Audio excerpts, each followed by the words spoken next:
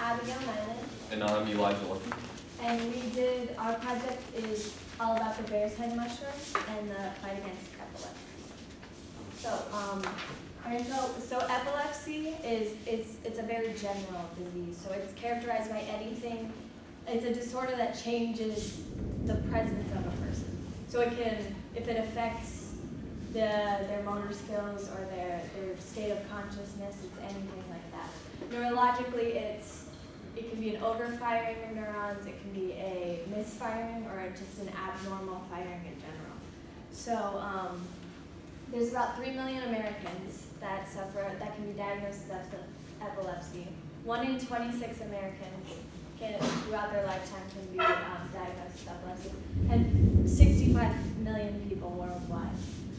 It's the 4th most common neurological disease, and it's characterized as just any disruption with the communication between neurons.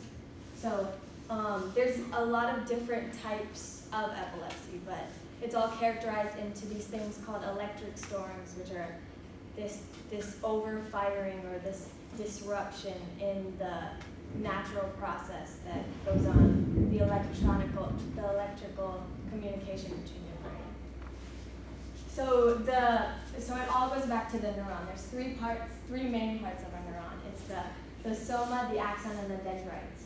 So the dendrites are responsible for the receiving of the information, and the soma is responsible for the processing, and the axons are responsible for the sending of the information. A normal neuron generates impulses about 80 times per second, but when a patient is going through a seizure, it can go up to 500 times a second. So the common treatments for epilepsy right now, the most common is medication with anti-seizure medication and anti-convulsant medication. Tranquilizers have been used, and sedatives, some forms of sedatives, to help keep the patient safe while he's undergoing the seizure, so that he's not a harm to himself or the people around him. The problem there are these are the most common anti-seizure medication. The problem with these medications are the side effects. And especially if the patient comes off of these medications, the side effects can include death, because it's so powerful, the amount of power that it takes to change the communication between neurons. It can be very harmful. So that leads us to our Hericium erinaceus. Good. It's the bear's head or the lion's mane mushroom. It has a very distinct look. There is no other mushroom that really looks like it. It has icicles coming down from it. They tend to grow on dead or alive trees, usually in coniferous areas. It has anticonvulsant properties, which helps with the symptoms of epilepsy or seizures. And inside the mushroom is this very the compound in the mushroom is adenosine, which helps with this overflow of electrons between neurons, which is the cause of epilepsy and seizures. There are studies going on. This is an example of adenosine E, which is a synthesized version of adenosine. Adenosine A is the natural compound found in the mushroom, but synthesis in labs creates different isomers of the mushroom, different isomers of the compound. Now, the way to implement it in the brain would be using different other compounds that easily are received by the brain. So, with the use of cannabis and cannabinoid receptors, you can easily basically plug the adenosine compound into the brain to slow the flow of electrons. THC is most of you may know, THC is the most common compound found in marijuana. So maybe attaching the THC to this adenosine will help the brain receive the adenosine in the most convenient way. These cannabinoid receptors found all over your body, especially in the brain, make it easy for the organic compounds to be delivered. Okay, so our proposal basically is, so we're working through the chemical process of it. So we're going to try to attach the irinosine to another molecule, possibly the THC. We're still working out the process of that. And concentrating it down to a serum, and an injectable serum that can be used as kind of like a precautionary measure for epileptic patients. Because epileptic patients are the only ones, seizure-wise, they're the only ones they have a sense of when they're about to have a seizure. So it's kind of a precautionary measure. So we chose epilepsy mainly because we thought this would be more effective as a precautionary measure, like a long-term precautionary measure, more than a short-term recovery treatment. So.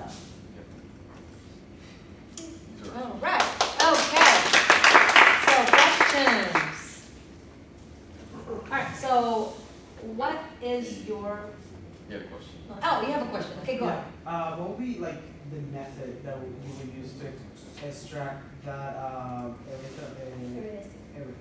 that substance from the mushroom and then implement it? So it's already been synthesized in a lab.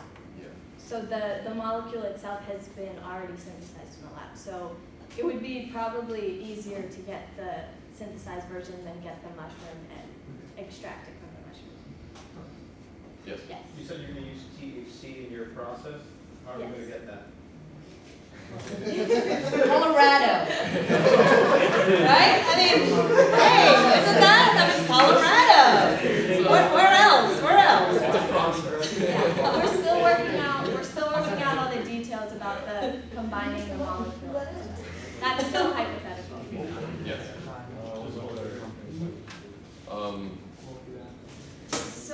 So the problem with, because we have all of this is natural, the problem with is we can't really, the big drug companies really don't, because they have to go through testings and lots of, so we don't know exactly, we're probably going to work with a more natural company, so we just don't know the details about all that yet. But what you're going to do is you can go with Johns Hopkins or Yeah. NIH. But so there's a lot of it's going to be, testing. rather than a company, you go Yeah. with a research lab that actually. So it's going to involve a lot of testing, a lot of trial and error. I think that's what you need to Yeah. go. Now the biggest problem here is how are you what would be the key to the attachment of your THC? That's the main. Right. You need to look at the molecular structure of your THC and how this would go with irinosine. Would it be a covalent bond? Would it be an ionic bond that will put this together, right, in the process? Because that's the crucial part. Now, what is okay? Question? Yes. Yeah. So Guys, listen up. where did your initial findings come from about the mushroom itself? Where did it come from? Like Like, how did what- you find out about the Right, mushroom? yeah. Well, along with it being super nutritious, it's also extremely delicious. So I got it from actually a couple cooking channels.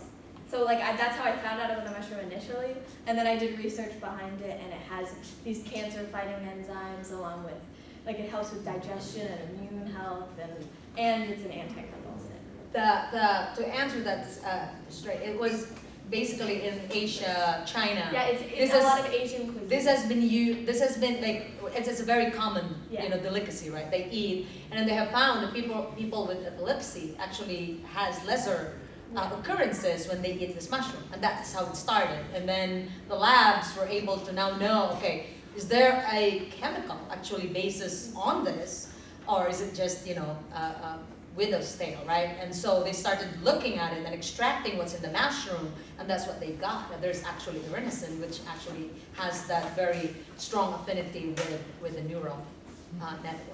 And so that's how it started, right? Just like anything else, you never know. And then, this actually is a good observation. Let's try and do research on it, and that's how it started. Yeah. How would this be distributed? Like, how would this be available to someone with epilepsy? So I was thinking when I thought about the injectable serum, I was thinking kind of like how people with allergies carry EpiPens kind of thing. So I was thinking more along those lines, like it would be taught to the epileptic patients on how to use it and it would be self-administered kind of thing. Yeah. You're saying it akin to the EpiPen, but you're basically saying that this would be administered on a day-to-day or a week-to-week It basis depends. because it's a precautionary medicine and not a instantaneous thing. Are you saying that you're more looking towards when you have that onset of a seizure approaching, you're going to self-administer it? Yes. Is there any way to confirm that their motor function will be capable of that? We're still. Okay, I'm just wondering here. We're not just gonna hand it to someone. Right, right. I think we'll go to the level where there could be like one of those patches thingy that you can actually put as a patch, and then if you feel like, okay, Like it's a coming, detector. just, tap that, and then there goes the delivery, release of the drug. So, I mean, there's a lot of that now. I was just thinking motor function. Right, no, there's no way you can be like, oh, I will be having my seizure, and I'm already there. So there's just no way. I can. Right, yeah. So, any other questions?